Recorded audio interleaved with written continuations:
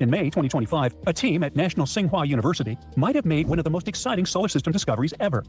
Alright, so there's a hypothesis that Planet 9 hasn't been discovered yet because we haven't been using the right method. This new study raises an interesting question. What if Planet 9 actually looks brighter in infrared light than it does in visible light? Let me explain. Scientists have been trying to spot Planet 9 by its reflected light. But here's the problem. To spot it in visible wavelengths, sunlight would have to travel all the way out to Planet 9, bounce off its surface, and then travel all the way back to Earth. If a Neptune-sized planet were about 10 times farther away than Neptune, it would look about 10,000 times fainter. But a planet's own thermal radiation, its heat, only has to make a one-way trip. So in infrared light, Planet 9 would only be about 100 times fainter. That's why it makes more sense to look for it using space-based infrared telescopes. And that's the idea behind this new study. The team started digging through archives, searching for old infrared sky survey data, and they pulled it from two main sources. First, IRIS, a satellite launched in the 80s that scanned the sky for almost a year.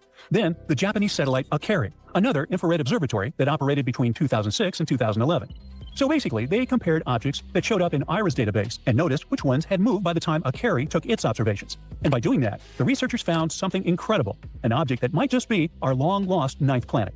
Because if something moves, it could be a planet orbiting the sun, right?